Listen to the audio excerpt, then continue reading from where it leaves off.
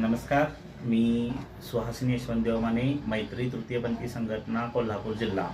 नुकताच राज्याचा अर्थसंकल्प जाहीर झालेला आहे। राज्याच्या अर्थसंकल्पामध्ये विविध घटकांसाठी मजबूत आणि भक्कम असं अर्थसंकल्प सादर झालेला असताना आज तृतीयपंथी समुदायाला समाजाच्या मुख्य प्रवाहामध्ये आणण्यासाठी शासनानं विविध स्तरावरती उपाययोजना करणं गरजेचं आहे आणि त्याचाच एक भाग म्हणून शासनाने बीज भांडवल योजना जाहीर केलेली आहे।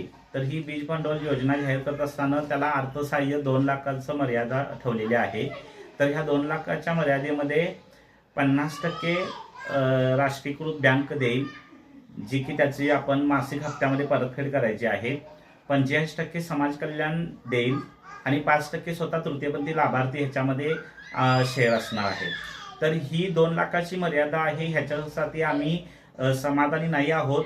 तर आमची अशी अपेक्षा आहे की कोणताही व्यवसाय चालू केला तर तो व्यवसाय पहिले 5 ते 6 महिने कशा प्रकारे चालेल, सुरळीत चालेल, नाही चालेल, तर ह्याच्यामध्ये त्याची रिस्क जी असते ती पूर्णपणे त्या लाभार्थ्यावरती आणि व्यवसाय करणाऱ्या व्यक्तीवरती असते।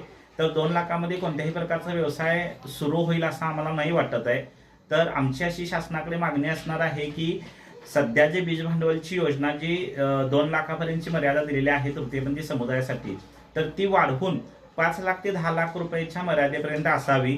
पहिल्या टप्प्यामध्ये सुरुवातीला व्यवसाय सुरू करण्यासाठी 5 लाखाचं अर्थसहाय्य देण्यात यावं आणि नंतरनं साधारणतः 5 ते 6 महिन्यानंतरनं 1 ते 2 टप्प्यामध्ये अर्थसहाय्य जो उद्योग आहे त्या उद्योगाच्या वाढीसाठी देण्यात यावं असं शासनाकडे आमची मागणी असणार आहे।